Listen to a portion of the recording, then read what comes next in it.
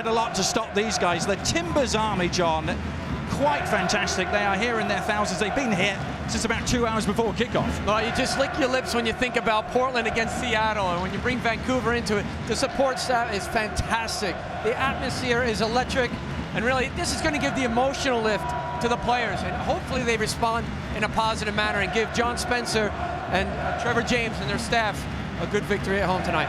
It is one amazing facility they have put together here. Gerald Stadium, the renovation in a little under 9 months. They managed to transform it from what was essentially a baseball stadium into one of the best stadiums in the league, John. It's amazing. I actually walked out on the surface here. It's brand new. John Spencer said it. The artificial surface has been laid here about 2.5 weeks ago. It is the best I've ever been on. It's immaculate. So the wet surface going to skip quick tonight. The game's going to be fast-paced, and here it comes. Listen to the reception as the players come out beneath the Timbers Army.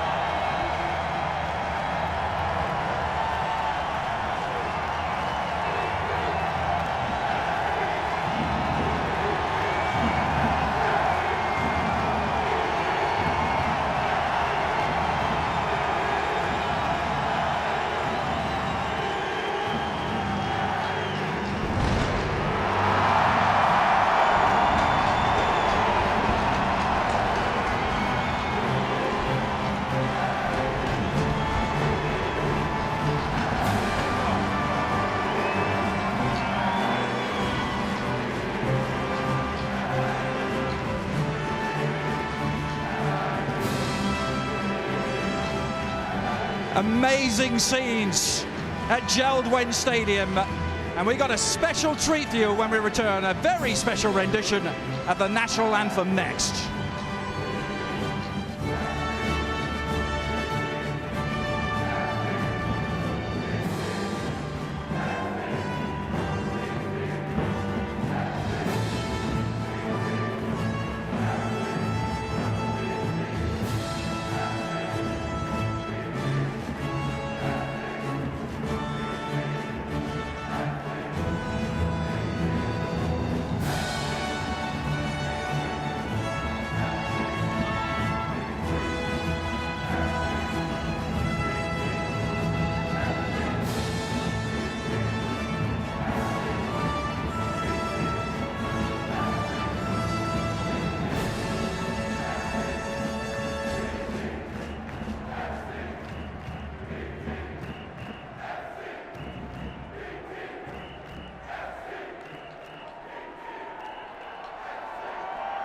And now, let's meet the 2011 Chicago Fire.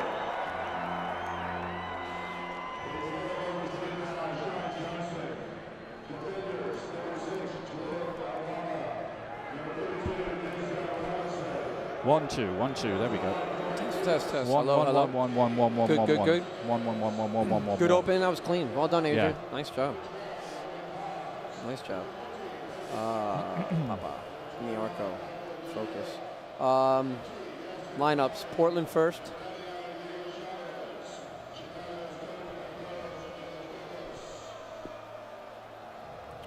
Okay, yeah.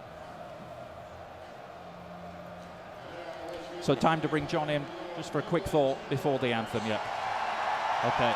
I think it might be a good, maybe just talk about the emotional player.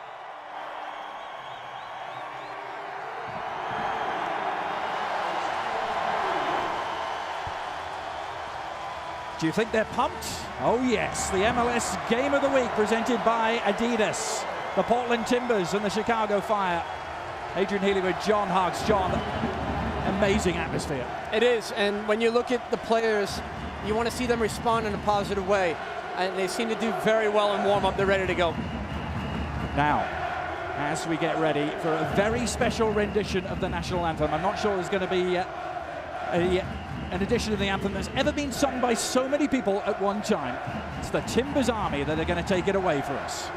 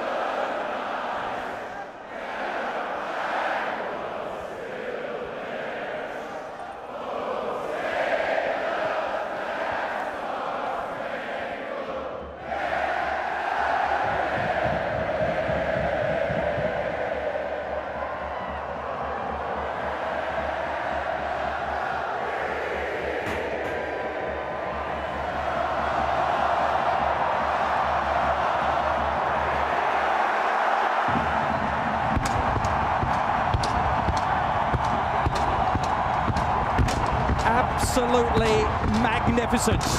And every single one of them remembered all the words as well. The Timbers Army singing the national anthem for us.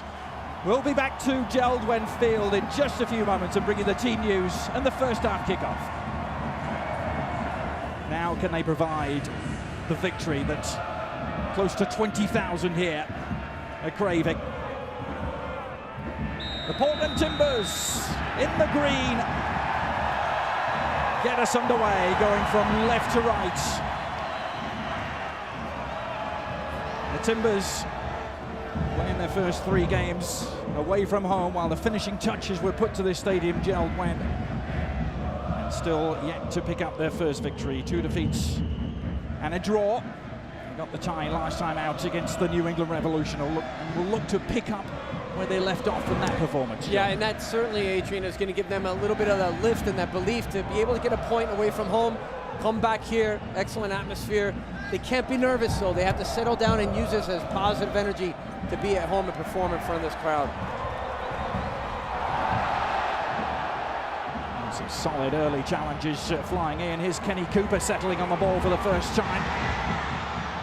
Portland's big central focus of their attack, Kenny Cooper, the 26-year-old, did well in 4 years with Dallas, 40 goals in 90 appearances. Now looking to re-establish himself amongst the league's elite. Well, I think there is a little bit too much of excitement for Kenny Cooper. You had Steve Purdy coming down the right-hand side, overlapping out of the back. He wants to get that first shot on goal. Jeremy Hall digging in on the near side. Chicago Fire come here, a record of 1-1-1 so far. They tasted their first defeat over the weekend, just up the road from here in Seattle. They didn't travel home, they stayed in the Pacific Northwest. They played very well against Seattle, and it was only the heroics of Casey Keller. Some brilliant saves in the second half to keep them from getting more than 1 goal. Hall is adjudged to have fouled. That'll be a free kick for Chicago. They had their own corner flag. There's John Spencer, the man charged with leading Portland through their first season here back in MLS. He knows his way around the league, of course. 4 years as Dominic Kinnear's assistant in Houston. And he was at the top of the list. Certainly came here and brought Trevor James with him from LA as the assistant coach.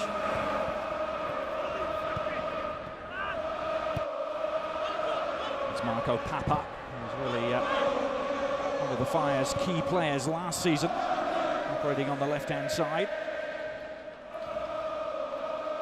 Nobody perhaps knew what to make of the Chicago Fire heading into this season, John. So many changes for them. 16 of their 29-man squad are new to the Fire this year. There's one of those players, Davies, who's made such a good early impression. There's Niako for Vedira. Al Hassan taking over for Portland.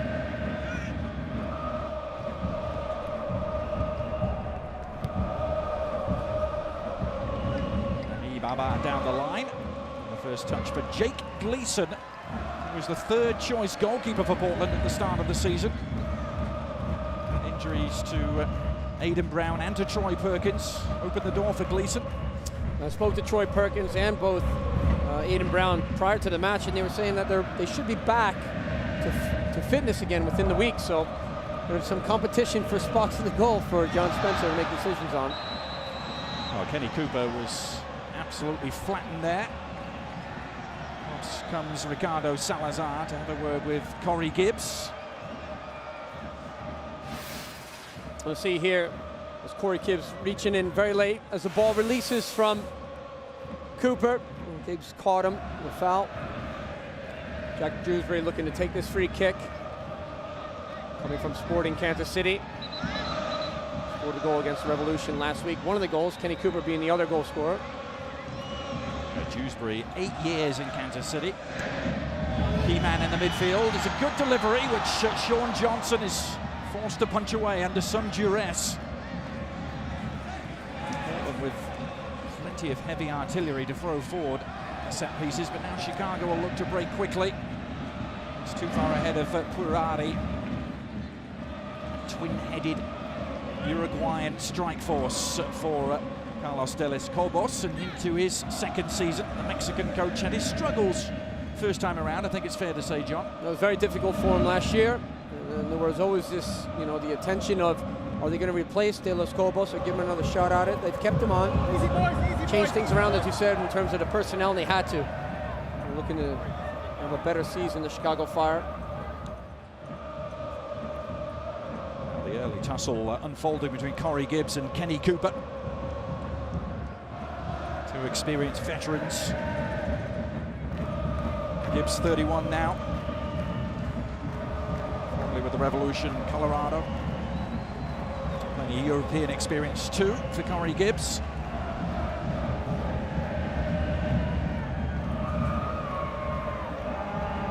The night they have been craving for so very long here is starting to unfold. I don't think the noise is going to stop. This whole city, John, has just been a sea of green and white.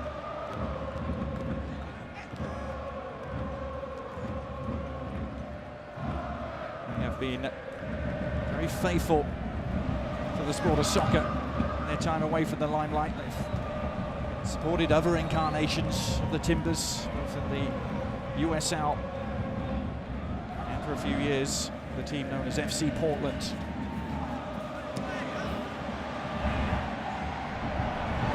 This little touch from Perlaza almost paid off for Kenny Cooper. Rodney Wallace nipping in there. Good energy from the ex-DC United man.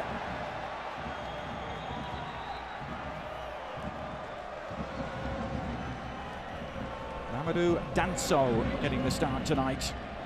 Centre-back pairing with Eric Bruner.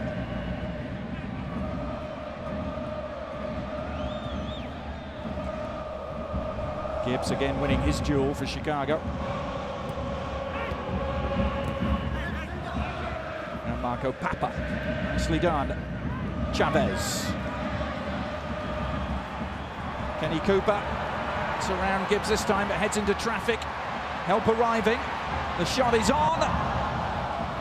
It was a shot that squirmed well wide from Jeremy Hall.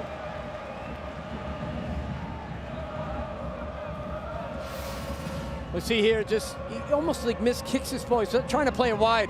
Jeremy Hall finds himself with a wet surface, saying he wants to test Sean Johnson from distance. Doesn't connect well with that ball. And something that you want to see, though, getting shots off early is very important, Adrian. Following up on both ends, defensively, clearing out, helping the keepers, and also attacking-wise. It's going to be important tonight. It's going to be scrappy out there with the wet surface. Yeah, the surface is totally redesigned as part of the facelift given to Gerald Wen. The stadium opposite us, the East Grandstand, was a totally new construction.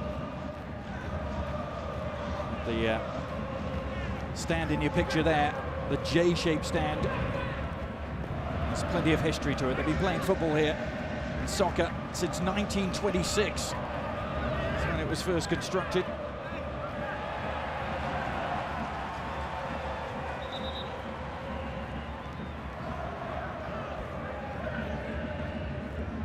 Old school and new cool coming together in the Pacific Northwest.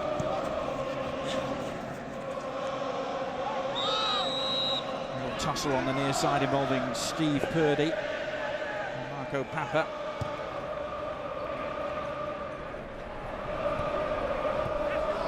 A combination with Purari trying to release Nyako.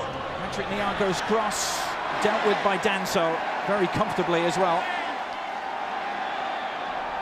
But one back by the visitors. Papa trying to direct traffic. Runs into a roadblock. Good running by Kenny Cooper. They're streaming forward in green shirts. Cooper has the inside track. Kenny Cooper for Portland, still going. It's a spinning effort in the end, which Sean Johnson rather hurriedly puts behind. And the volume level rises several notches. Quickly taken. The shot is on, and Johnson denies Steve Purdy Portland's first home goal. That was going in. Johnson showing why he's one of the top goalkeeping prospects in the country. It was a great strike, and it was a quick restart. And Portland trying to use the energy in the stadium here, put the pressure on the Chicago Fire. It's a great save by Sean Johnson, but he connects with Steve Purdy very well in the volley. They are revving up the chainsaw. Give them something to really celebrate. Jack Dewsbury with the delivery. There it is! They've done it! But it's not going to count. The celebrations, I'm afraid, are a little premature. Ricardo Salazar has disallowed the goal.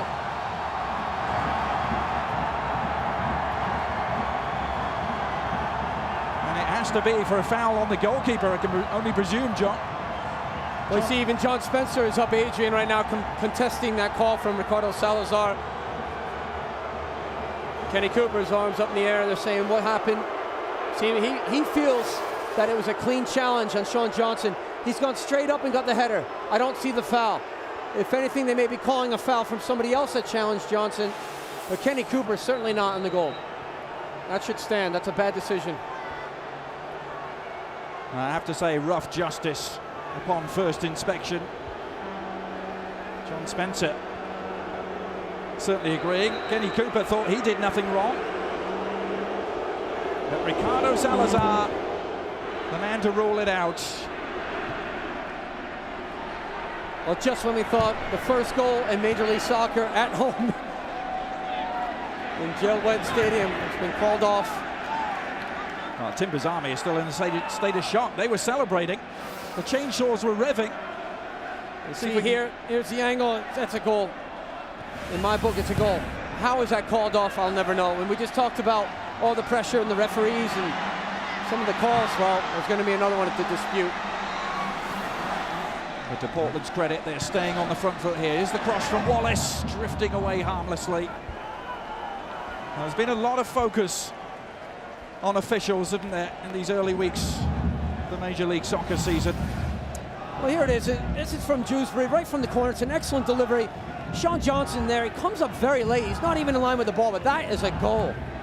Kenny Cooper does nothing wrong. He goes straight up.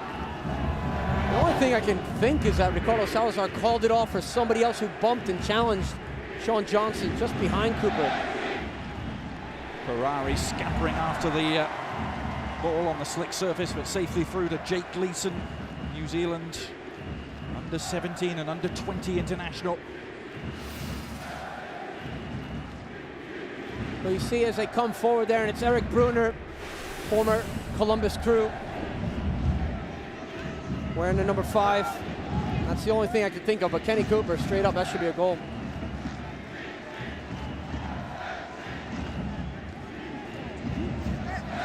Portland just getting right on with the task at hand, trying to brush off that disappointment.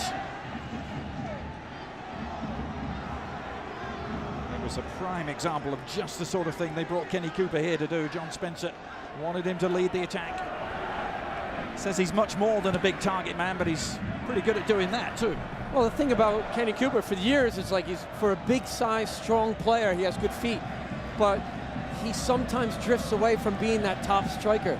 Stay high, be the forward that you need to be for me, and that's what John Spencer's probably telling him. I don't want you coming back in midfield picking the ball up. Be a goal scorer, be a striker. He scored Portland's first MLS goal, but that was in the 3-1 defeat to Colorado late on in that game. Opening day away from home. Now another decision going against them. That was Marcellian, who was judged to have committed the foul. Carlos de los Cobos, former El Salvador national team manager, was at the helm there for some 3.5 years.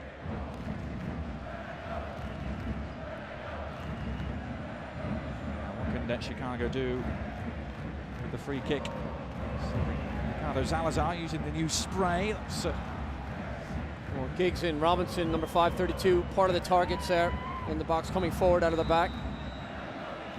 be a long-range blast. Well, the deflection will give Chicago their first corner of the game. Came off Marcellian, the Haitian.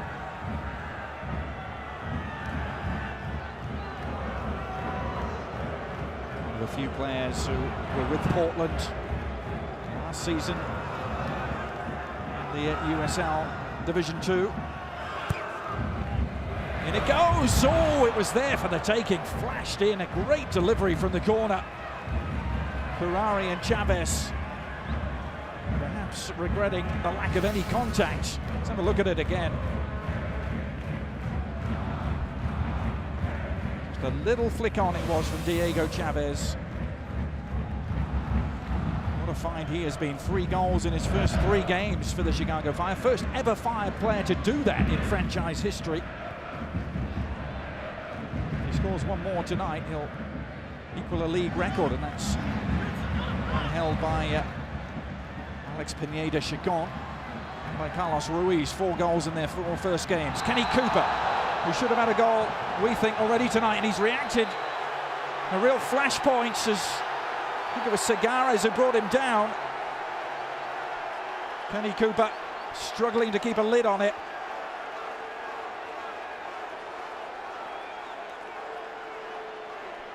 Well, there were no arms raised that I saw, John, but he was right in the face there. Well, Salazar, the referee, came sprinting over, had a yellow card in his hand, so he was going to give it to somebody. The altercation between the players, Gonzalo Segares just catching Cooper, as he did very well under pressure to keep the ball. And it could be really, I mean, it looked like Gonzalo Segares was pointing at another player for the Fire who was down. It could be a retaliation type tackle, you know. I think it was on Papa. Yeah. So, and there's the yellow card to Segares, the number 13 left back for Chicago Fire. Costa Rican, his 5th season with the club. This is the tackle that Cooper didn't like, and understandably.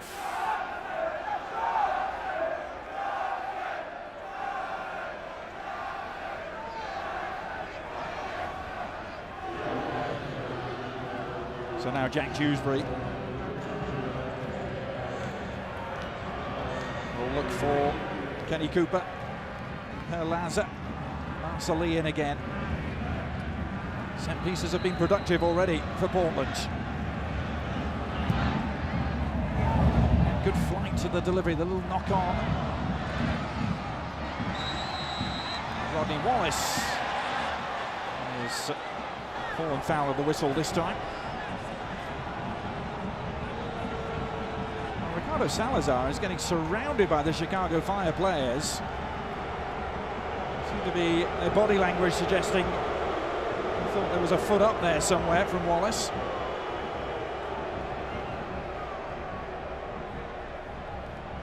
Referees are in the eye of the storm, aren't they, at the moment, John? There's no getting away from it. Comments from David Beckham last night. Well, there's been such an increase in terms of yellow cards and red cards giving out so far at this point in the season as compared to last year in 2010. Well, actually, Ricardo Salazar had only given out 2 yellow cards in 3 games so far this season, so he hasn't given a red card out in some 20 games that he's taking charge of.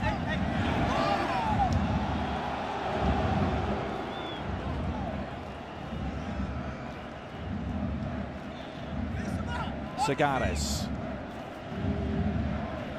looking for options on the restart. Chavez. That was an off-kilter pass from Michael Videra.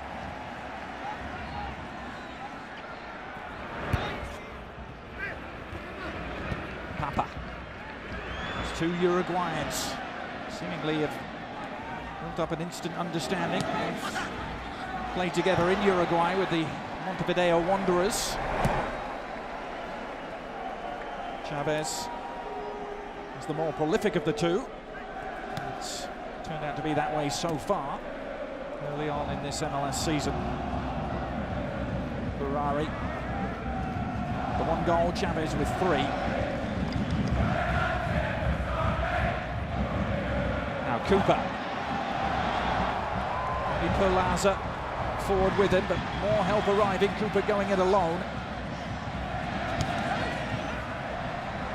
Perlaza doing well to keep the attack alive, and he's through here.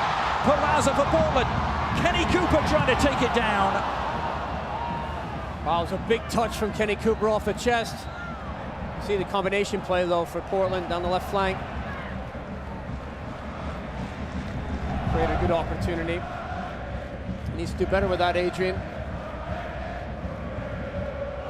Although the ball would be nicer if it was played on the surface, he could have easily just side-footed it in. ESPN's MLS Game of the Week is presented by Adidas and in part by Taco Bell. Think outside the bun. MLS also presented by Continental Tire, innovative technology, driving confidence, and by Volkswagen. So glad you could join us for this first ever Gelled When Field MLS Game of the Week. I'm sure there will be many, many more in the coming years.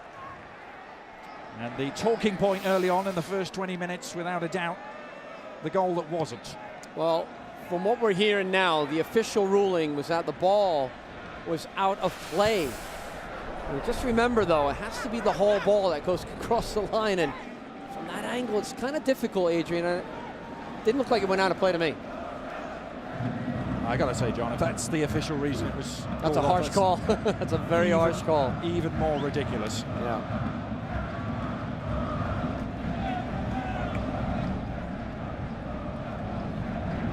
It's not stopping the celebration here, though. The Timbers Army are bouncing as one. Thousands of them just coming into your screen there.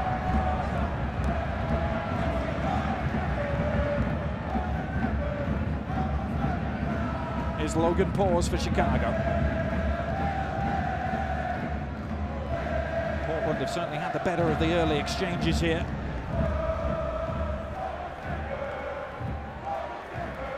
Juggling act from Steve Purdy, just playing it out of danger. The possession, I think, backs that up. 55-45 so far. Segares. A little bit of miscommunication. And an unforced error. You see Marceline really wasn't under too much pressure, but communication so important, but also picking your head up and looking at players. So loud in the stadium right now. It's very important that that communication comes by visual, by seeing players. And here comes a corner kick for Chicago Fire. It's their second of the night, near post. Cooper is there. giving it away. And over-elaborating a little bit on the near side was Quirari.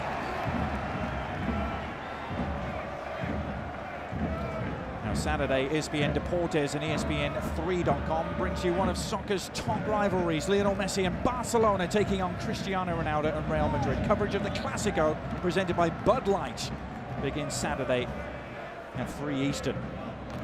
They are going to be meeting each other an amazing 4 times in 18 days, John. 3 different competitions.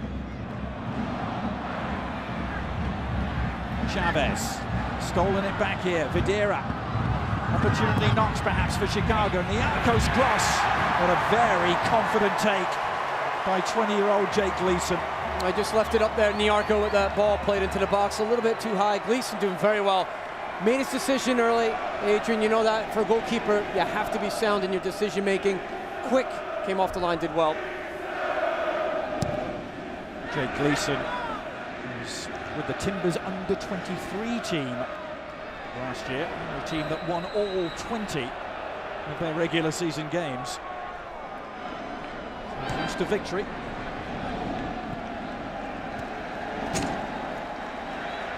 Midway through the first half here at Gerald Wenfield, still scoreless, Portland 0, Chicago 0. Let's take a look now at the Continental Tire Analyst Corner with John Harks. Well, there's going to be a big battle through the midfield, and that's all the way through. But centrally, if you win it, Logan Paul is a holding midfielder for Chicago, and Jack Dewsbury for the home side is going to be battling out. Composure in the final third is something that I think Portland Timbers have kind of lacked a little bit. And that 12th man factor, well, they've got to be emotionally getting a lift from the stadium, from the atmosphere to push themselves on, but they have to manage that energy. They cannot go out too hard. Look at this. Oh, a chance here for Chicago. Take it away. Marco Papa was bursting into, looked like a productive area there. Yeah, and talk about getting caught up in the moment. Well, they have to make sure they focus, and that's very important tonight. Handball is going to end that attack, though. It gives us great pleasure to welcome into the commentary booth the Commissioner of Major League Soccer, Don Garber, joining us. Guys. John. How are you? Good to see you, Don. Good How are you? Don, we've come a long, long way, haven't we, in the league since the days of Soldier Field and the Rose Bowl and Ohio Stadium, those big arenas that weren't really meant for soccer in this country, and now this. This is a great one, guys. I mean, Gerald Field is going to be one of the, I think, one of the stadiums with great character and a renovated old building right downtown. Unbelievable fans, so we're very excited about it. Well, there's been a lot of discussion about the referees, Don, as of late, more than you want to deal with, right? You know, even David Beckham having a quote saying that the focus shouldn't be on the referees and the yellow cards and the red cards. What do you think about it, and how do you respond? Well, you know, John, you've been around for a long time, and, you know, like every aspect of our game, you got to try to get better. We've been working with our federation, the Canadian Federation, to try to come up with programs that could make the game better from an officiating perspective. But remember, they're not our employees. As per FIFA rules, they work for the federation. That's just the way it is for us. And unfortunately, that presents some challenges. Not going to let you go just yet, Don. I want to describe this free kick first from Ferrari. It's fended away for now. And the Timbers defence rising to the occasion. Talk about a team rising to the occasion, Don. That Real Salt Lake flying the flag for the league, really setting new standards. What's your take on what Jason Christ and his team are doing? I think it's a great story. Here you got a small market that put together a terrific team. Jason's done an incredible job, but really I give a lot of credit to their owner, Dave Checketts, and his vision for what soccer can be in our country. The entire league is really pulling for Salt Lake, going down to Monterey next week, and boy, we hope they can get a result there and then do even better following week back at home. Yeah, a chance to represent Major League Soccer at the FIFA Club World Cup.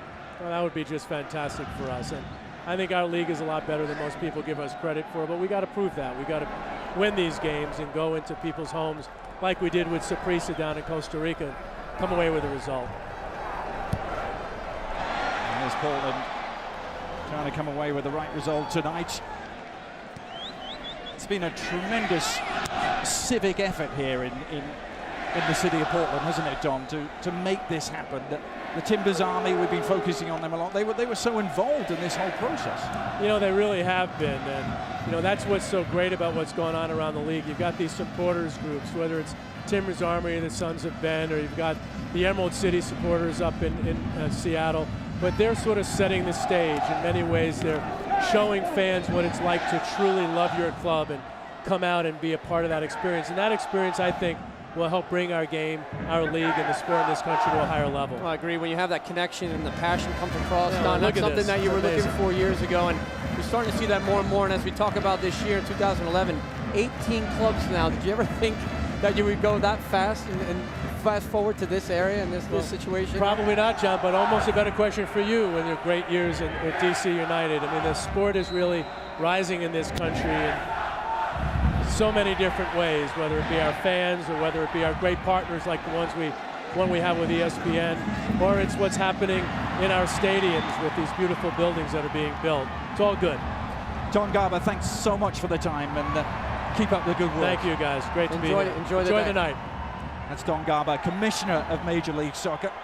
So glad he could take the time to join us in the booth. And now then, Palazzo is away for Portland. Still Palazzo! Yes!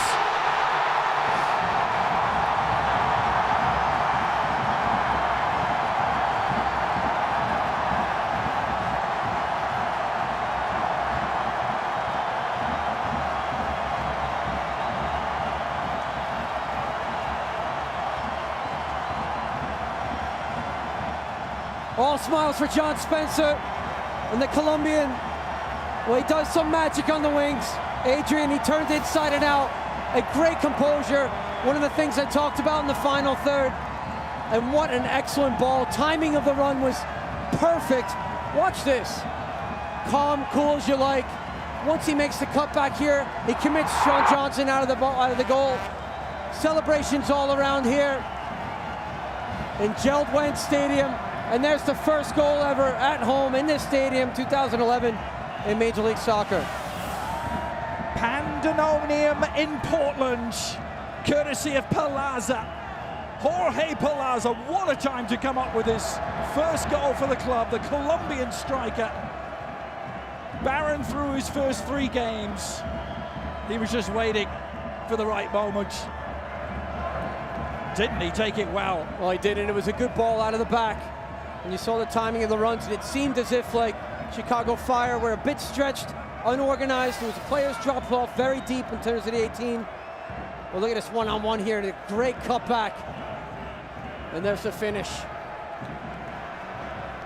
Well. And straight to John Spencer. He's got a bit of a height advantage there. Most people do on John Spencer. We saw he did very well with the pace just to get in behind the defense. And I believe it was Logan Paws, actually, the number 12 central midfielder, who was chasing him back. Timber Joey, the rest of the fans, the Timbers Army, Adrian, they appreciate that goal. He's trying to fire up the chainsaw. I hope it starts. It's very wet.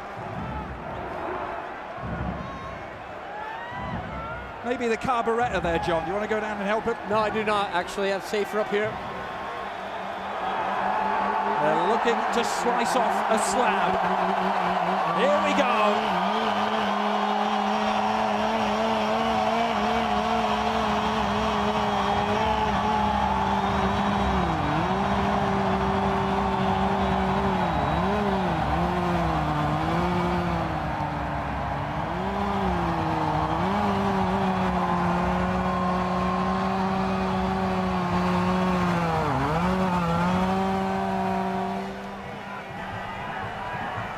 The first of many.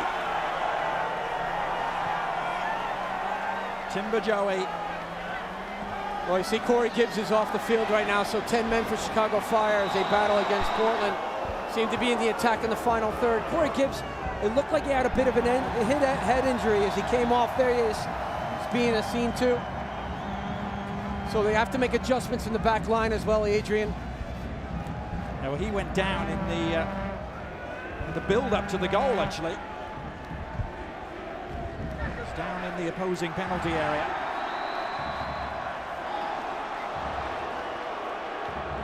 Chavez going down this time. So Patrick Niarco will drop in as a right-sided midfielder, going back as a right back. And Anibaba, number 6, will come in as a center back just for the time being right now to shore up the defense. But now it's more about the attack. Chicago Fire here, Agent, just outside with the set piece. Can the Timbers hold their nerve, hold their shape here? Having done the hard part, got their noses in front. So easy to let your guard down. Set up for the shot and a big deflection. Chavez from a long way out. He's got a thumping shot on him, Diego Chavez.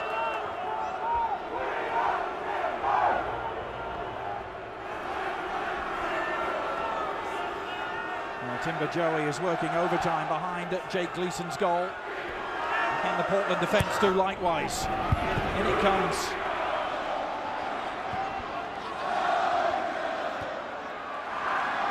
Scuffed away by Steve Purdy. That's the first lead that the Timbers have had this season. They trailed against Colorado for nearly the whole game, trailed against Toronto. They got an equalizer against the Revolution.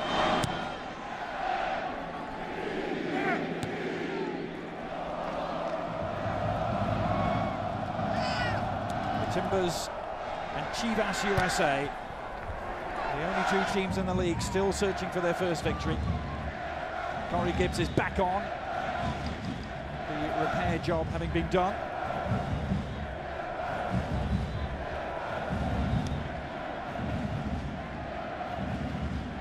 Goes Jeremy Hall. Flick on as well. Dewsbury trying to release Cooper. But Gibbs doing enough.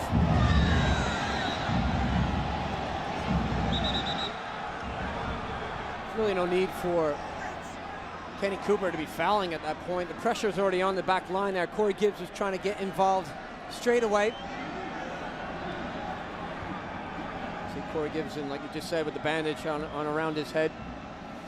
So you've got a center back away from home with a bandage on his head, so winning balls in the air is going to be something that's going to be discussed. And then also Gonzalez Segares, the left back, already with a yellow card, so he's going to be less aggressive in terms of his tackles.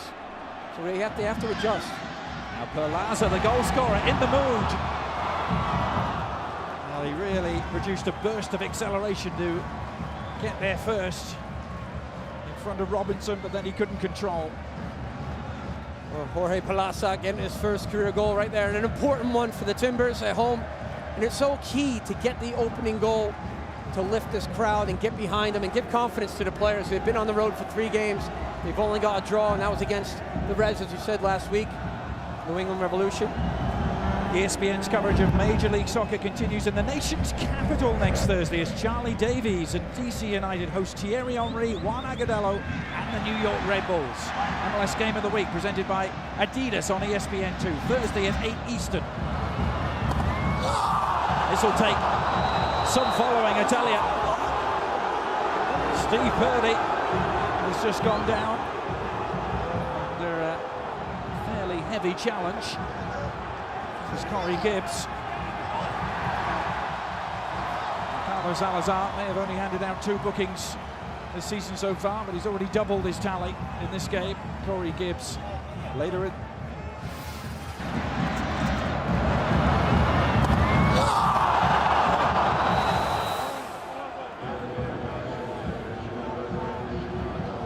Steve Purdy was with the D2 team here in Portland last year. One previous MLS season with Dallas. A couple of years in Germany as well with 1860 Munich. I'm not sure why they would have 2 players in a wall from that angle. Doesn't make sense to me. Well, Jack Dewsbury to find the perfect delivery. It's beyond the back post. Sits up invitingly. Oh, it's a cracking volley! And it's 2-0 Portland! A dream start at Gerald Wen. Twice as nice.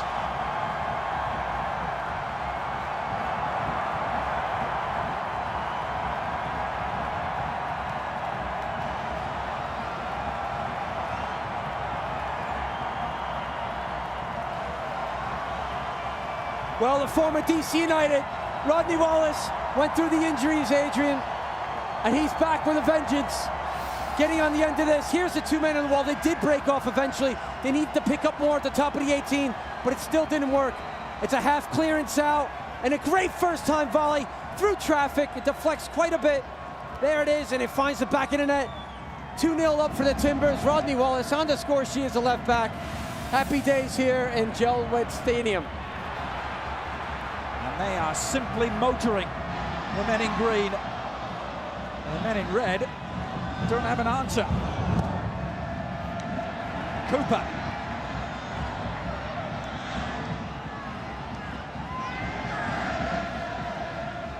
Steve Purdy swinging it in. Wallace is lurking there, but and Ibaba stepping in to deny Rodney Wallace. His first goal since September of 2009 is what he's just produced. Many in DC thought he shouldn't have been let go. Excellent first campaign in the nation's capital, Rodney Wallace. Rodney Wallace, I watched him, and we talked about this at the University of Maryland. I liked him right there. He went in, did very well for DC United. He was used in so many different positions with DC United. Seems to have found a home at left back here for the time being. But getting on the score sheet is important too. He knows when he picks in times, you know, picks his and chooses his times to go forward quite well as a left back. He's a young player, still a lot to learn, but done very well so far for the Timbers. John Spencer speaks very highly of him in pre-season this year. Let's have another slab, shall we? Pandemonium in Portland continuing. Timber Joey. The tradition started by Timber Jim.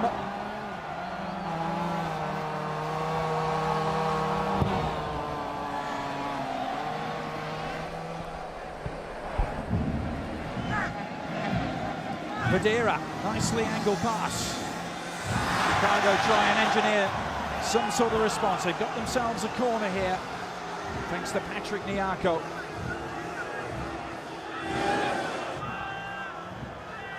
There's 5 minutes remaining in this first half. Can Portland protect what they've carved out here? Gleason again. He's taken everything that's come his way so far. Hasn't really had a serious save to make, but certainly plenty of aerial questions. Who gets the slab? Let's have a look. Timber Joey.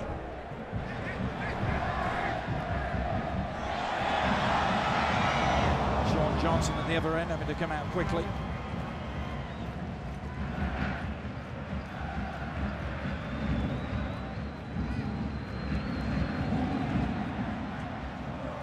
Vadera for Chicago.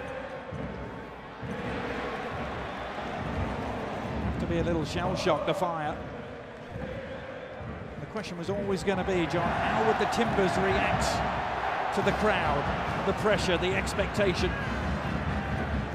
It could be an uplifting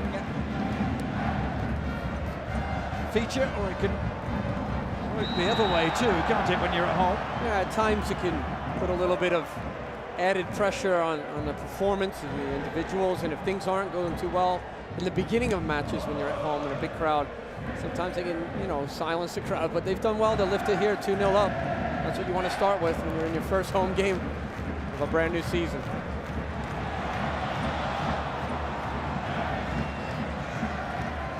Jack Dewsbury's just going astray. 2 goals in the first 3 games for the Timbers, 2 goals in under 40 minutes here. Couldn't have scripted anything better at Gelwin. And for John Spencer, he's got to be feeling inside a huge sense of relief. Another booking note, not like that. Set. Hassan, who's been cautioned. The Ghanaian under-20 international, a member of the D2 team here last year. There's some thought that Darlington Nagbe may be given the start one of the flank roles tonight. We may well see him in the second half. I was told he was fit, back from injury, had the sports hernia surgery. So John Spencer said he didn't want to rush things, but if you can bring him on second half off the bench, then he possibly would.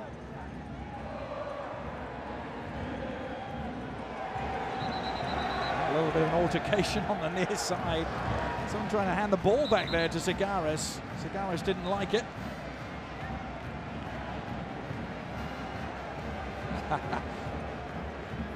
I think referee Ricardo Salazar has just sent him packing, whoever he is.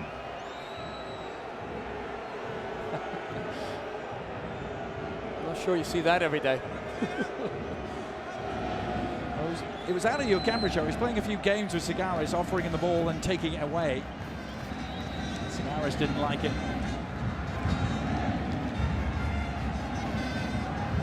Oh, Chicago will scramble inside the 6-yard box. Heaved away. The emergency clearance from Danso. The Fire would love to get something back here just before the break. Oh, Kenny Cooper's header. It's behind for another corner.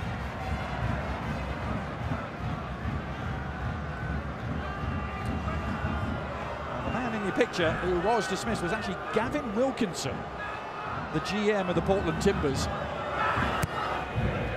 As Gleason comes out.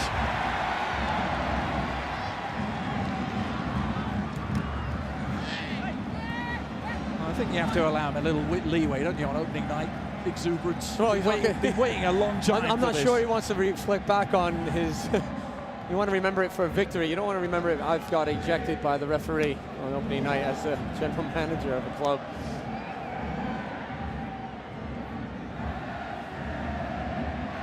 Now Hall.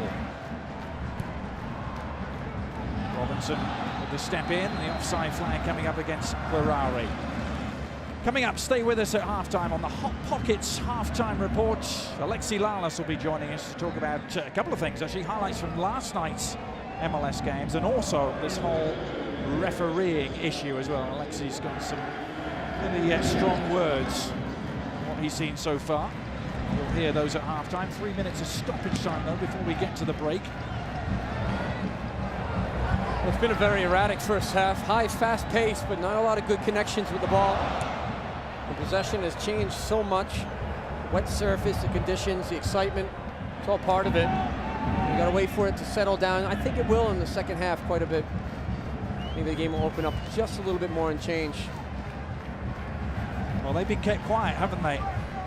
Guerrari and Chavez, the two Uruguayans, the twin-headed strike force for the Fire.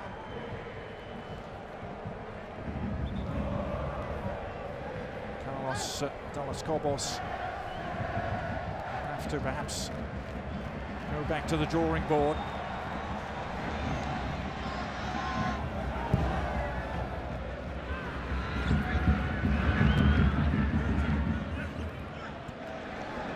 Segares breaks the wave. Marcelian. Chicago getting back. Well into stoppage time as Jeremy Hall takes over for the Timbers. Didn't hear the approaching footsteps of Miyako. There's a very good tackle actually by Eric Bruner there before. Quite out. I did very well to step in, win that ball.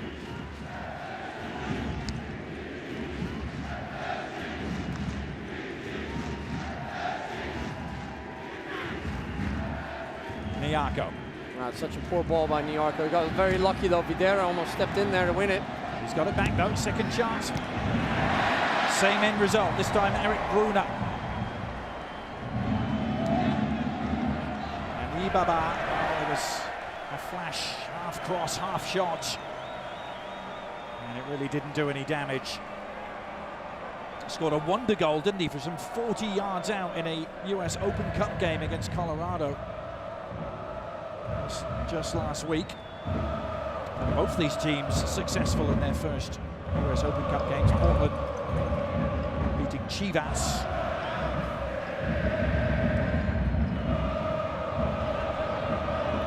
The chase on. Perlaza really has some jet heel qualities. He's often giving defenders a couple of yards head start and able to get ahead of them. He'll have a new teammate that he knows very well joining him soon. Portland signing their first DP yesterday, Diego Chara, also formerly with Deportivo Tolima in Colombia. He's a very strong, hard-working, technical player. Well, what a story for Portland. Terrific first 45 minutes here at Gerald Wend. It's a case of follow that. Perlaza giving them the lead, and that was after they'd had what looked like a perfectly good goal disallowed from Kenny Cooper. But then it got even better. Rodney Wallace doubling their advantage. Stay with us at half-time. We'll get the thoughts of Alexi Lalas when we come back. Portland 2-0 up.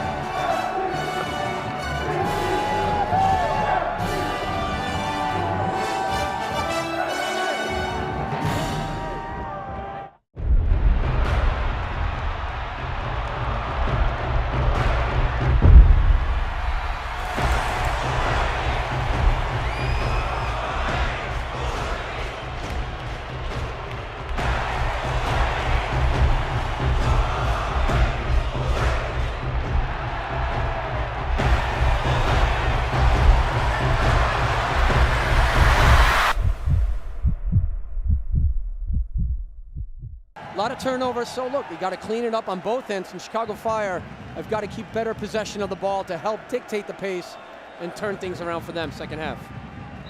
Well, we do have a couple of changes to tell you about. Carlos de los Cobos not hanging around to try and change things up. Dominic Aduro and Marco Manic have both been inserted. I'll tidy up those subs for you in just a second. Marco Papa trying to worm his way down the byline.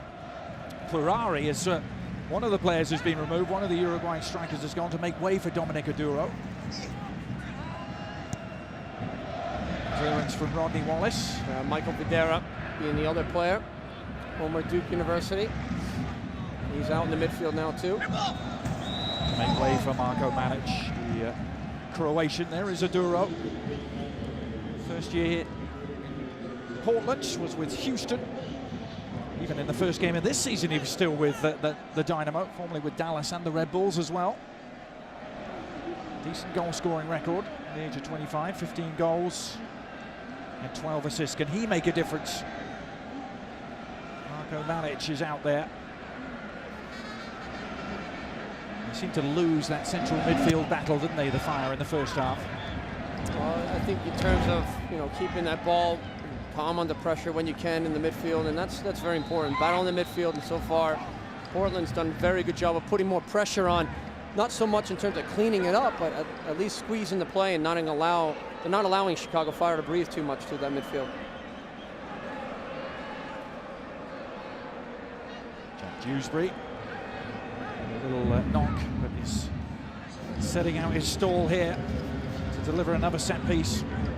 I'd say the standard of set-piece deliveries was high by the Timbers in the first half. He caused problems. A little improvisation on this one, though. Rodney Wallace. Oh, he fisted it! The goalkeeper lost it! In front of the Timbers army! Perlaza has his second. And Portland are 3-0 up.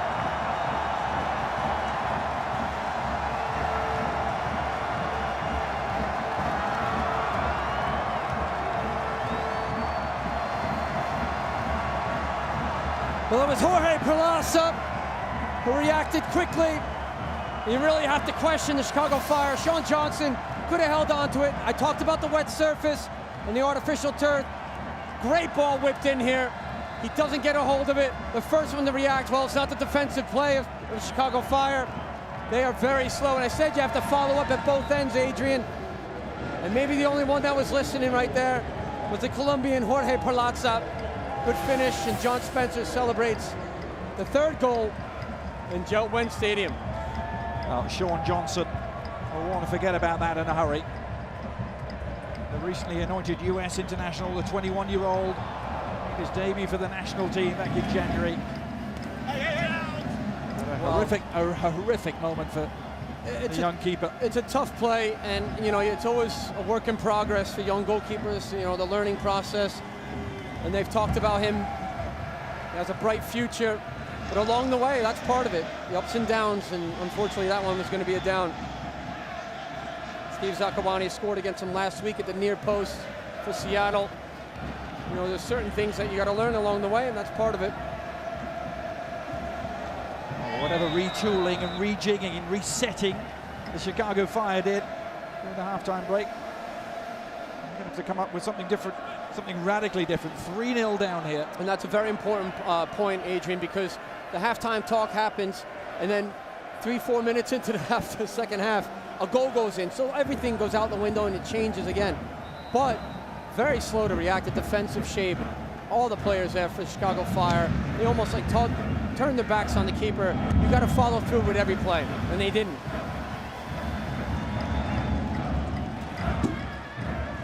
It's a little bit of a variation, wasn't it, from the set piece for Portland, which perhaps the Chicago Fire defense just a little stationary. No one reacted to the mistake from Johnson other than Jorge Palaza. They say you've got to be an optimist to be a striker. 99 times out of 100, he wouldn't have been rewarded for following that in. Great feet here, good skill there from Marco Papa. That's going to open up the game for the Fire. And this is promising well for Marco Papa, trying to skip around the outside. No foul. It was Mamadou Danso. It was a very good non-call by the referee, actually, and Papa. Now Palaza can't quite catch up to it, just skipping off the turf. You just got to wonder, Dason Robinson, very casual as a defender, not to run with his man there. You already know that Palazza has 2 goals so far in the night. He's a danger man. He's one of the targets. He and Kenny Cooper up front. Dason Robinson very slow to react, just letting it go through to his keeper, but you still got to make sure you follow these players.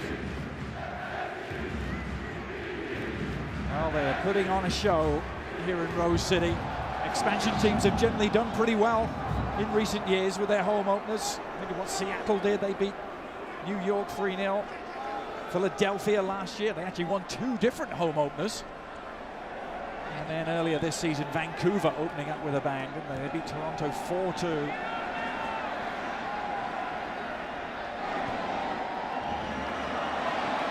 Al Hassan has spread it wide here. Hall skipping inside and all sorts of space for Al Hassan inside the penalty area. He's gone for goal! Well, it flicked off the top of the crossbar. Finesse from the 20-year-old Ghanaian, and it's so nearly paid off. Well, they do very well here. Jeremy Hall switching the point of attack on the weak side. Very late, Anibaba. They come out and close down the angle. Why not? Take a chance. You're already 3-0 up. The confidence is high. Try to catch Shaw Johnson out, and only the woodwork to keep Al Hassan off the score sheet tonight. Oh, it was delicate, wasn't it? Just like he was wearing slippers. And here he is again. That was just Palaza. Al Hassan! Well, not the same sort of finish this time. And if anything, it was an easier chance. It was, and well, you can tell right now, Al Hassan, he has to work the Ghanaian on his left foot. It was a very weak effort from him. They are in full flow, the Timbers here. You know, there's a foul on Kenny Cooper, play by Ricardo Salazar, the referee, allowed to play on with the advantage. Very poor effort towards the end, but it was set up again by Perlaza. He's having a good night. Jorge Perlaza, 2 goals so far, but being the creator as well. Well, they've been waiting for him to really announce his arrival. John Spencer knew they picked up a very, very promising striker in Perlaza. See too much evidence of it through the first 3 games.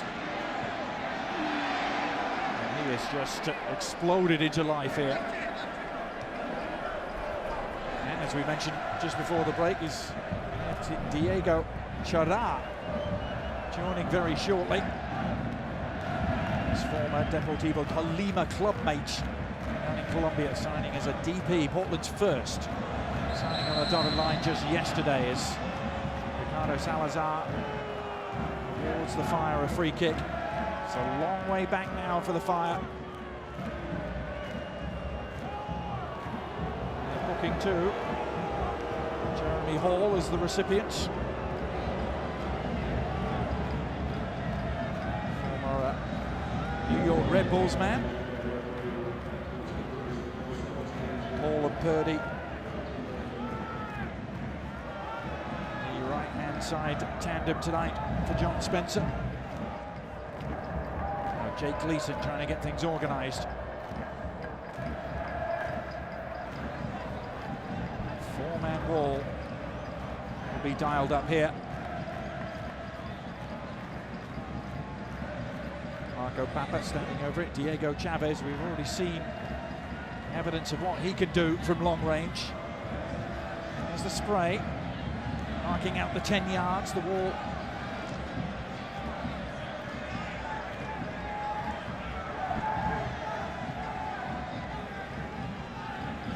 Looks like it's going to be Chavez. Right into the wall. Staying on the front foot for now, but gleefully hacked away by Bruner.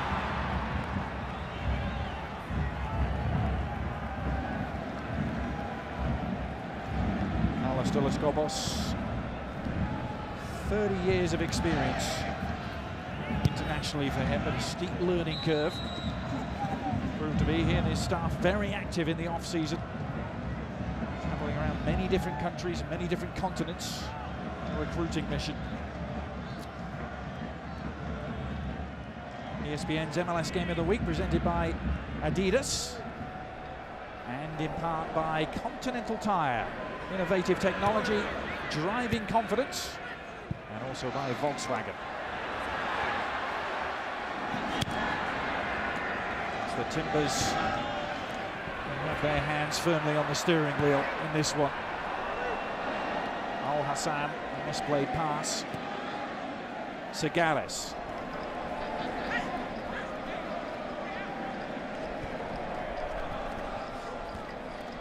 Over the top from Maric, fell short, but retrieved by Niarco. Better for Chicago, but scampering through Aduro.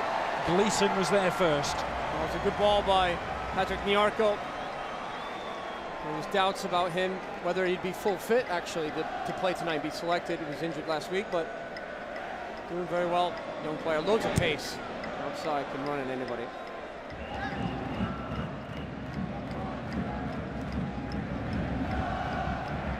Chavez. Off kilter, looking for Papa. Cooper taking over.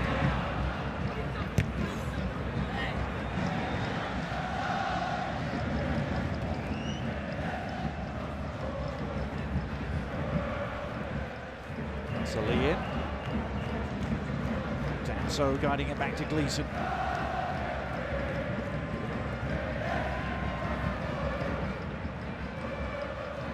The old phrase here is no pity in the Rose City, John. They've taken no pity on Chicago so far.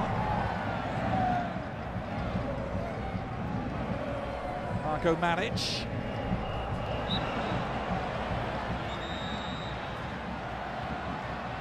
Jack Dewsbury who brought him down. Maric feeling the effects. And Papa calling for treatment. The yellow card has come out. Dewsbury is going to pick up a booking. Awkward challenge from Dewsbury rather than malicious. He wrapped his legs around him. It just looks like here as he reaches to go for the ball, but it's his left leg that's underneath that catches him on the back. Maric still down right now, receiving treatment. Jack Dewsbury, the captain. Maric trying to recover. Just a chance to tell you that on Saturday, ESPN Deportes and ESPN3 will bring you one of soccer's top rivalries, Lionel Messi and Barcelona taking on Cristiano Ronaldo and Real Madrid. Coverage of El Clasico presented by Bud Light, Saturday, 3 p.m. Eastern. That's the time, don't miss it.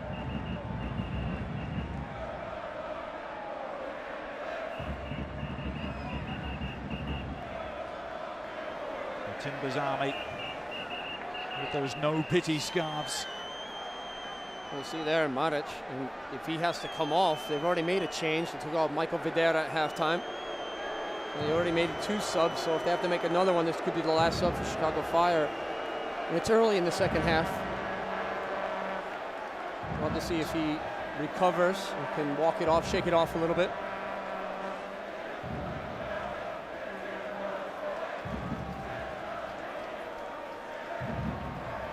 He's going to try and run it off just beneath us out of your picture. Alex gamely trying to run it off as Chicago trying to make a game of it here. Falls inside the penalty area. Danso scrambling it clear.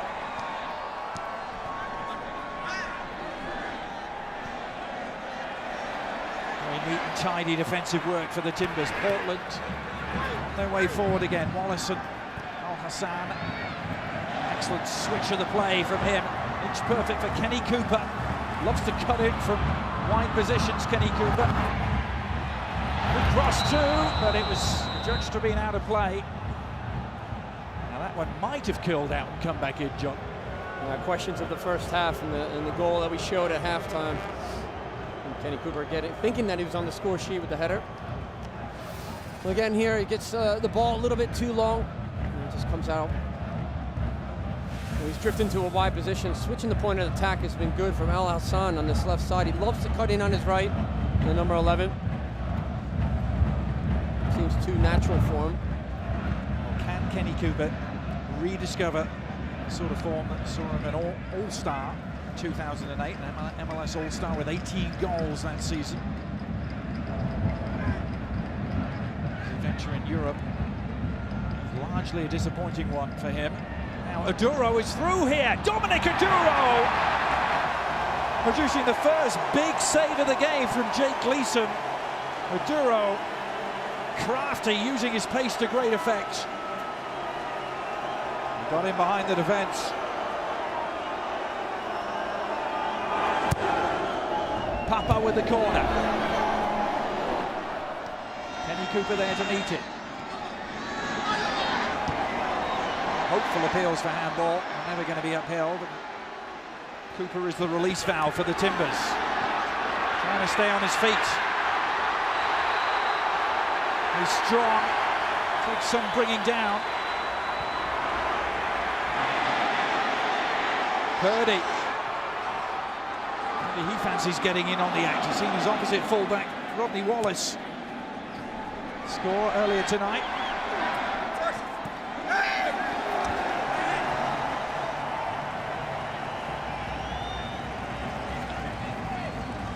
First real scare of the night defensively for the Timbers. And Jake Gleason coming up with a very smart save.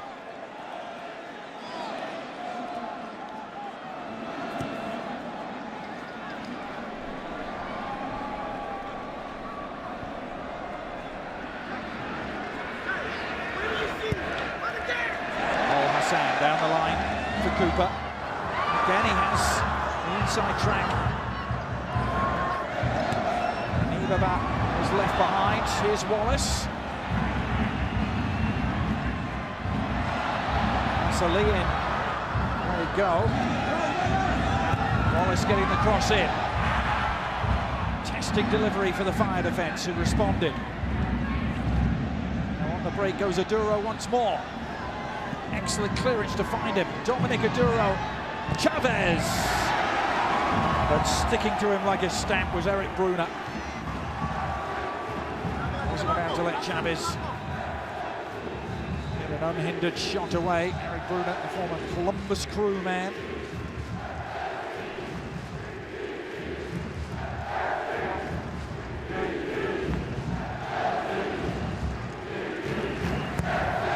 Corner to the near post.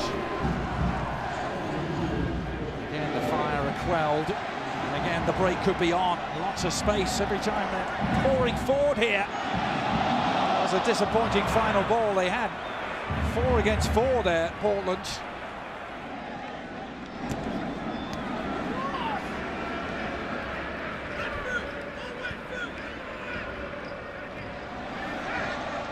Papa losing out.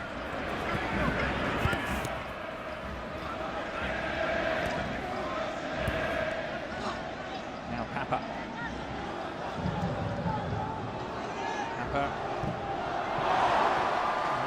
star of the show last year for Chicago, Marco Papa, their top scorer.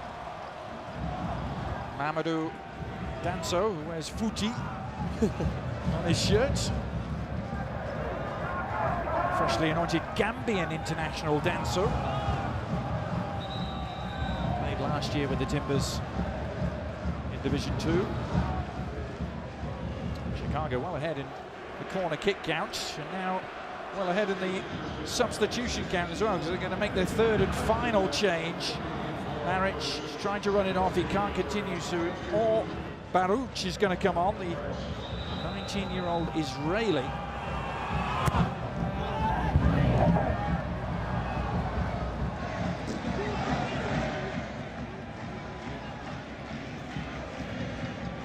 So no more changes left for Carlos Villas-Cobos. Baruch, who actually belongs to Tigres in Mexico, he's on loan with Chicago.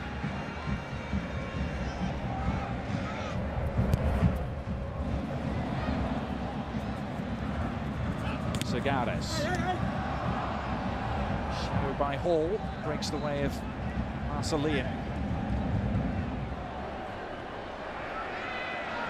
Al-Hassan, pocket of space for Dewsbury, who's done well.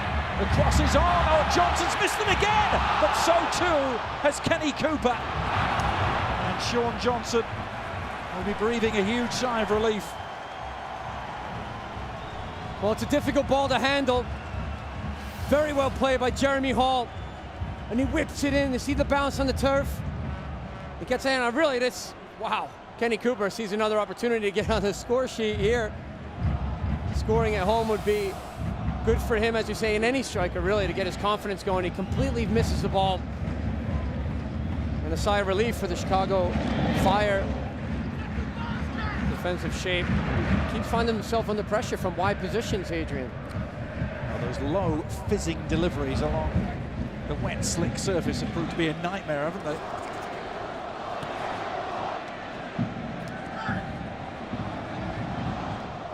Here's Baruch, his first involvement, and the shot has gone in! And there is life for the Chicago Fire. Marco Papa, I believe. The final touch, he finished with some aplomb as well. Papa has brought Chicago back into contention. Well, here you see the good work from Maduro. It lays it back. Now this ball gets played through. It kind of ricochets. It's not going to Papa, but he runs onto it, just gets a toe poke. It deflects off of Steve Purdy. It's in the back of the net. Yeah, that may go down. Well, as actually, an own Eric goal. Bruner, sorry, Eric Bruner, number 5. It could be an own goal. Yeah, I think it's going to be. Eric Bruner. You saw him punching the turf in frustration. He knew it had come off his foot, sliding in on Papa. Well, it's unlucky for Eric Bruner. He tried to cover it at the last moment. Yeah, it's officially given as an own goal. Well, now it's important these next 3-4 minutes to see how they react to getting a goal scored against them at home. Do they manage it a little bit more, and does this lift the Chicago Fire? A flicker of hope for them, isn't it? Still plenty of time. Yeah, I mean, you think about it, Sporting Kansas City was up 3-0 against Vancouver. They came back to get a tie, 3-3. Anything's possible.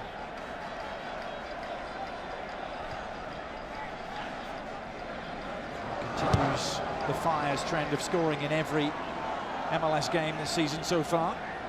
They won their home opener 3-2 against Kansas City. Good draw away from home as well against Dallas before going down to Seattle last weekend. The break is on here though, so too the long-range shot. That one won't be testing Sean Johnson. Now then, let's take a look at our Dick's Sporting Good League leaders. Scoring this year, it's an interesting story because of those 5 players, John, 4 of them are newcomers to the league. Only Teal Bunbury is in his 2nd season. Yeah, and then you have to talk about Charlie Davies, the amount of penalties that he's been able to get so far in the season. It's given him confidence. We know what he's been through in terms of his turmoil, missing the World Cup. He's back on the field. He's with DC United, and he's getting a chance to play. And he's scoring goals. Sal Zizzo is coming on for Portland. Former Chivas USA man. Cooper, who's had brief sojourns in European football. Now ESPN's coverage of Major League Soccer continues in the nation's capital. Next Thursday, Charlie Davies at DC United against Thierry Henry, Juan Agudelo and the New York Red Bulls. That old rivalry renewed. The MLS Game of the Week, Thursday, 8 Eastern. You can join us here on ESPN too. Looking forward to that.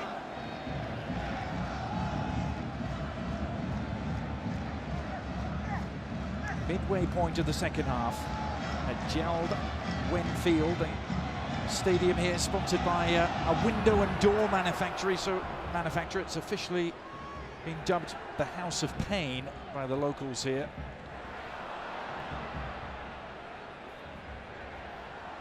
Chavez trying to relieve some of that pain for Chicago, who are in the ascendancy at the moment. They've got one back and they're looking for another.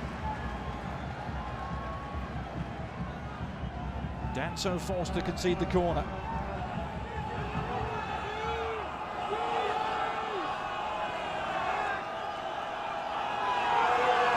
A pivotal moment, this one. Segares. And the Timbers defence rising to the cause, and they're streaming forward here. What a breakout! And Zizou is going all the way. Kenny Cooper wants it and finally gets it. But not until it was offside. Well, it was an excellent run by Zizou, but he hasn't picked his head up to see. He should have released the ball a little bit earlier. And if you're not going to release it earlier, then you get to the middle of the field and the top of the 18, then you need to go at the heart of the defense and take them on. It's a good run, though. Just a little bit too late. Kenny Cooper needs to hold his line, too. He should be waiting there. I mean, he's waiting a long time, but still, you still need to anticipate that offside trap and wait for the ball to be delivered. That was an astounding breakaway. They literally had 4 players available for Zizou. Just the one fire defender was back, holding the fort, so to speak.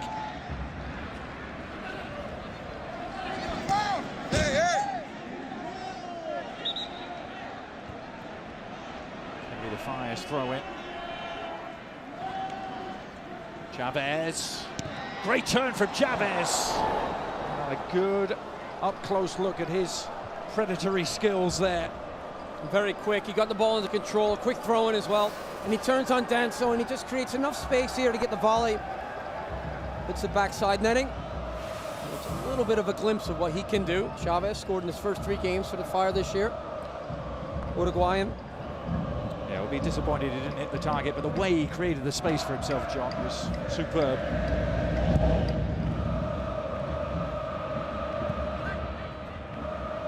Kenny Cooper's not going to catch up to that.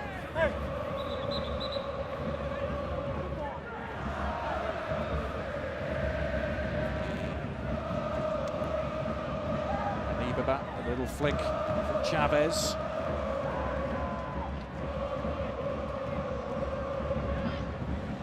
Danso went down, there's a collision. Play rages on. Marco Papa. The players back behind the play. Fairly heavy knocks ran into each other. Chavez and Danso, I think, the 2 players involved.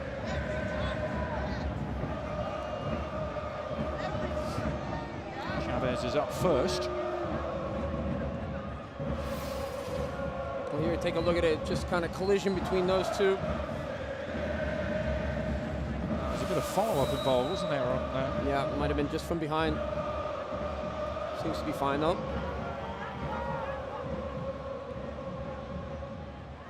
Maduro looking to wriggle free.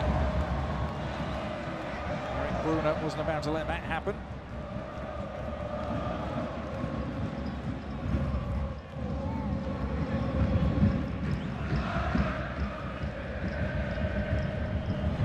Baruch to Corey Gibbs.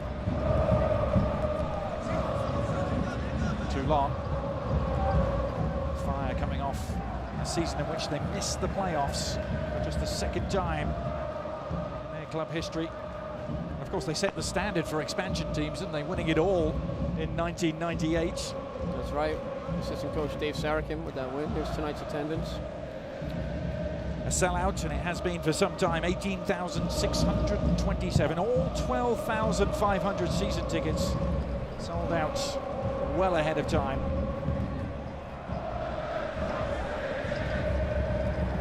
Gerald Wenfield,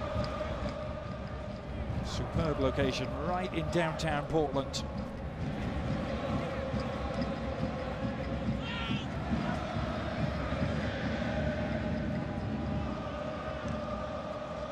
Pacific Northwest Cascadia rivalry promises to be really something. Maduro. Now the shot is on for Baruch. The green wall closed, but it's popped out to Corey Gibbs, who might fancy his chances too. It's going to spin behind for a corner. The Fire staying on the front foot here. Well, we talked about set pieces. Now it makes a difference. Look at that, 10 corner kicks to 2. Gleason hung in the air a long time, and he got a decisive punch in. Jake Gleason, and now Perlaza has been quieter in the second half.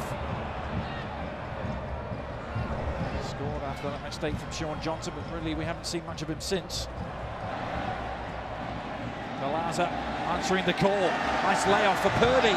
Purdy keeping it in. No one really attacking the near post area.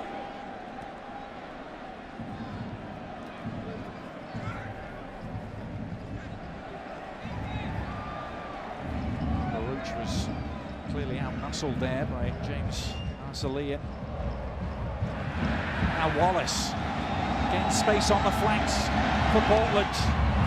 Good tee up too, but not the finish that Dewsbury was looking for.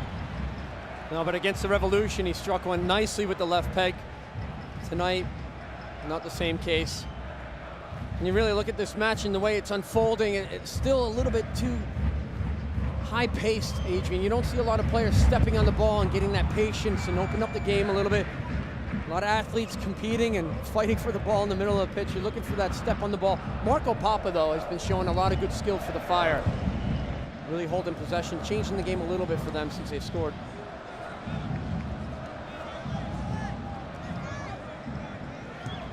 It's been a different dynamic and a different tempo to the game since the Fire got that goal back, but still the danger lurks for them with the Timbers on the breakaway, which they are now. Oh, Hassan, well, he turned into trouble. And then caused some trouble for himself by bringing down Robinson.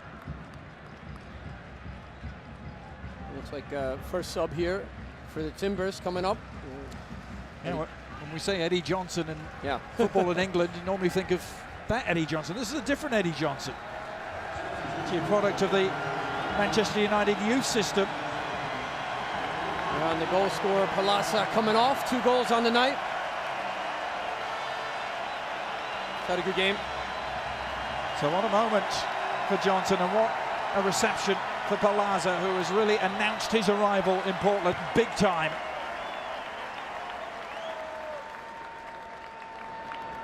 Chavez, meanwhile, continuing to burrow away inside the Portland penalty area.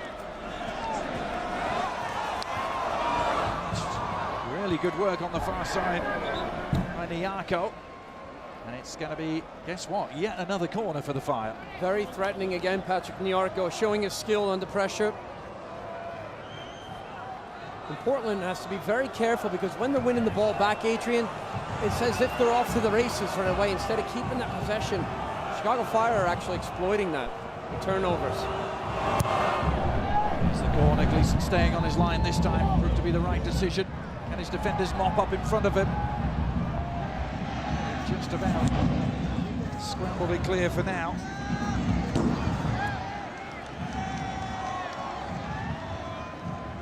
Baruch trying to maintain the momentum. It's with the Chivas USA youth team. Or Baruch before moving to Mexico.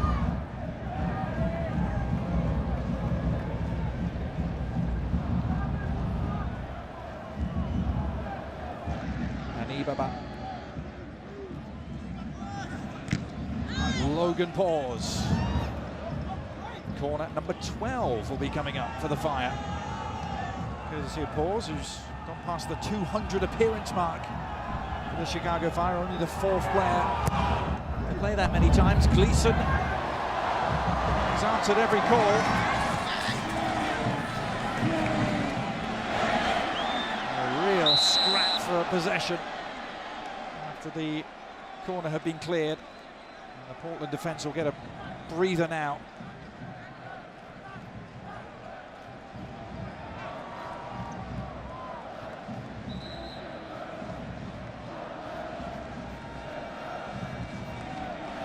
The rain still coming down in the Rose City, as it has been all day long. They wouldn't have it any other way in this part of the country.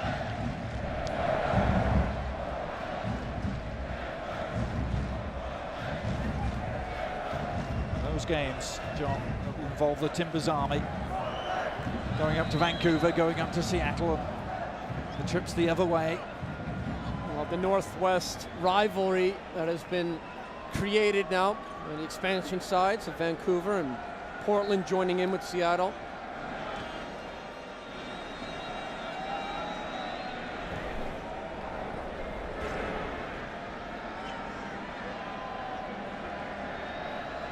There's Baruch.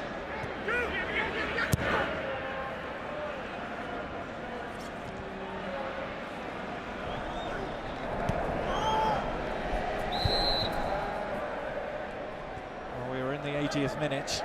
It's always a very special time for the Timbers Army. They're singing a song called "You Are My Sunshine." It's dedicated to a very special person as well, the late daughter of Timber Jim.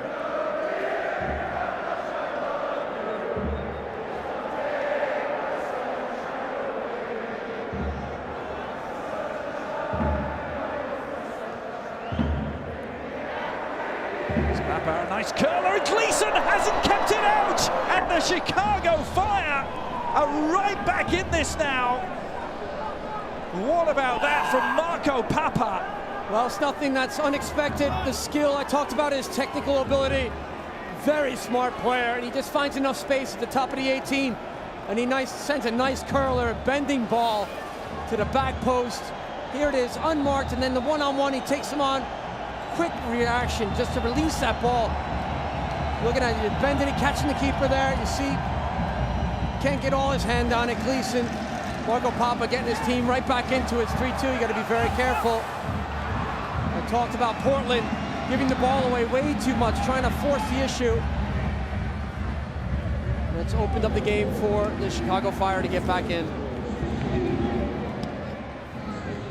Drilled into the penalty area by Wallace, and then drilled well over the top by Marcellian. Papa's goal has set up a nerve-wracking final 10 minutes, perhaps. It's going down to the wire at Gerald Wen, and that looked unlikely with Portland 3-0 up. John Spencer is going to make another change very shortly. Full credit to the Fire, though, John. They've worked their way back into contention. Sheer persistence, much more possession in the second half has done the trick. But now, the Timbers looking to take over again. The shot is on. Oh, and Johnson saw that deflect wide of the goal from Marcellian. It's going to be a corner, and there's going to be a change, and what a big moment this will be. Al Hassan is going to make way for one of the brightest young prospects in American soccer. It's Darlington Nagbe who's going to come on and make his home debut. Second pick overall in the Super Draft, a Herman Trophy winner last year for Akron.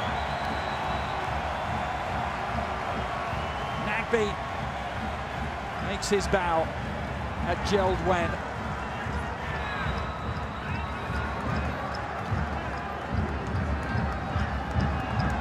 Immediately takes up a position just outside the penalty areas. It's floated beyond the far post. Cooper back into the mix. Is it scrambled in? It's an on mighty ruckle, and it's there! More pandemonium in Portland.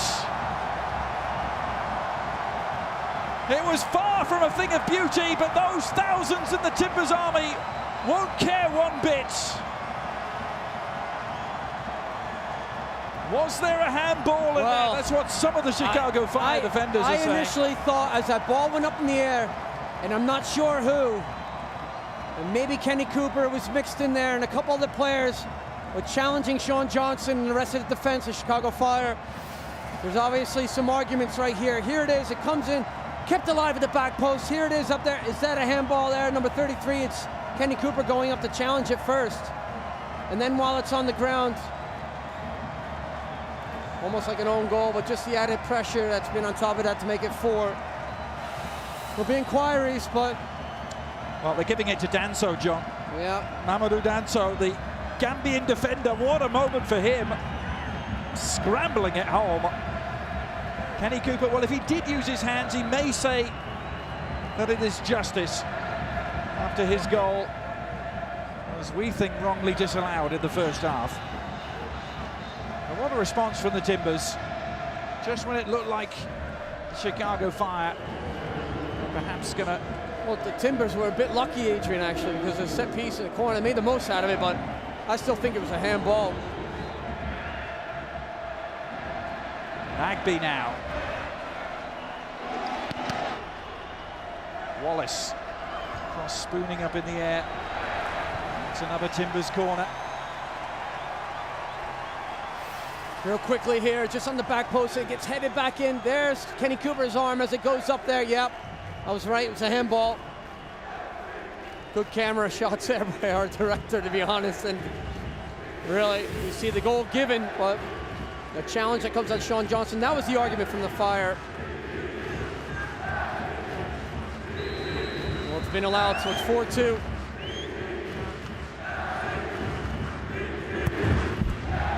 Corner in again. Flicked away by Baruch.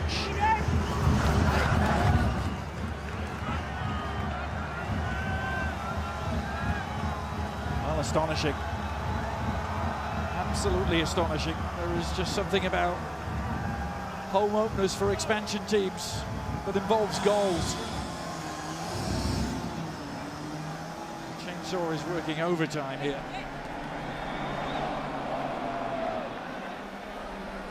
Has that finally quelled the fire, I wonder, John, just as they were on the verge of making life very uncomfortable for Portland? It's dampened the mood of the Fire a little bit. It's kind of settled off, but again, it's just a great reaction from Portland. It's done very well on a set piece. Got lucky to get away with it, though. But at the same time, the Fire were picking up momentum, weren't they, Adrian? They were coming after them. Between the amount of corner kicks and the pressure they were putting on in the final third, Portland had their backs to the wall at one point.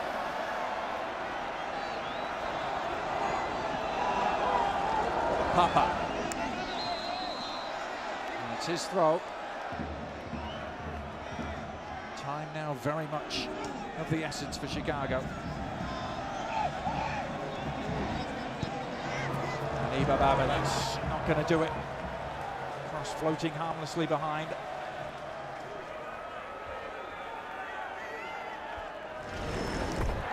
There's Jorge Perlaza in the first half, and he woke up this crowd.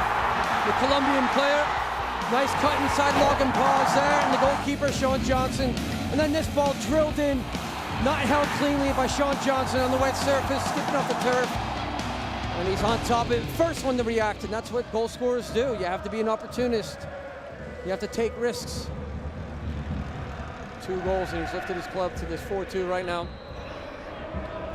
Well, the Colombian saying hello to the Rose City in the biggest possible way.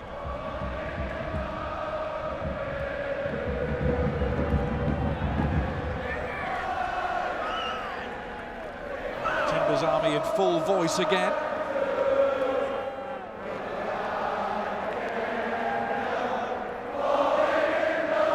I can't help falling in love with you. Well, good support for their team here. We sing it in the 86th minute here. No no matter what's happening.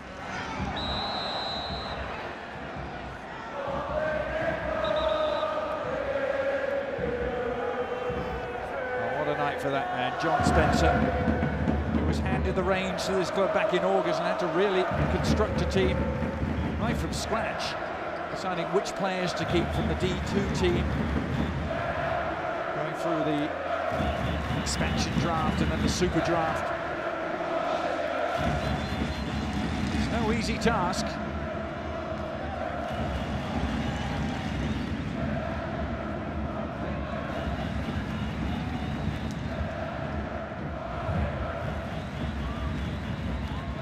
Eddie Johnson trying to get a tackle in there. Zizou showing him how to do it.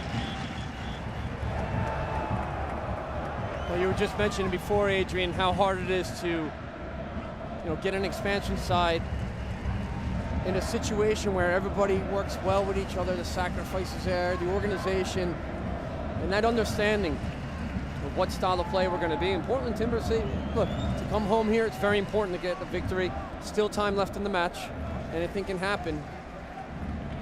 But they have to build on this, and they have to be able to be more composed and keep the ball a little bit more as they advance on in the league this year. Well, they won't have to wait long for the next game here. 3 days. FC Dallas, the next visitors here on Sunday. Chicago will fly home and play the Los Angeles Galaxy, will be without David Beckham.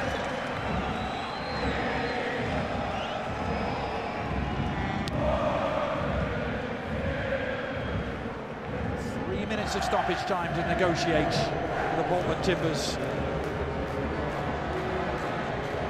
1982, the last time top flight football was played here.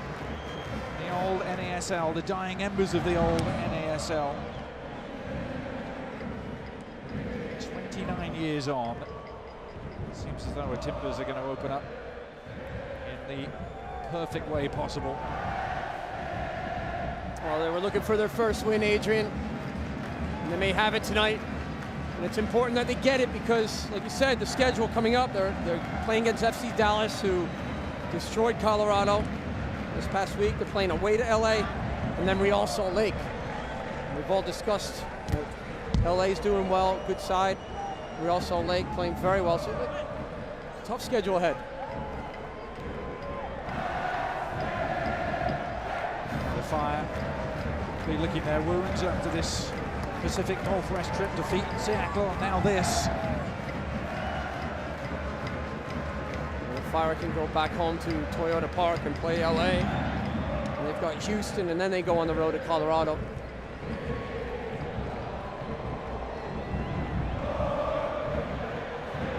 Darlington Nagby. You put an exclamation point on proceedings here.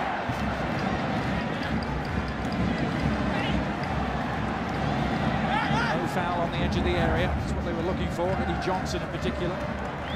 Johnson, who was with the Austin Aztecs in the second division last year, scored a lot of goals for them as well. 14 goals. Papa has one here tonight.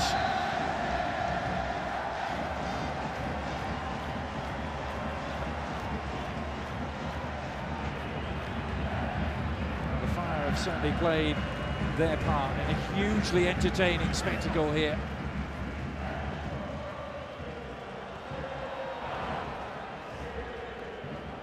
So Timbers just seconds away now.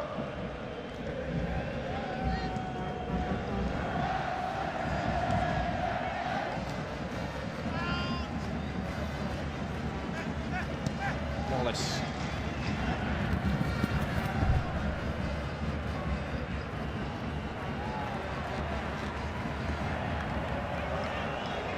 John Spencer, the head coach, will be very happy with Jorge Palazza and his goal scoring. Kenny Cooper a bit quiet tonight as a striker, didn't get involved much. There he is, right on cue, and right on cue. The final whistle sounds. Sheer delight on this first night in Portland. Their first win back in the big time. And the Rose City has very much risen to the occasion.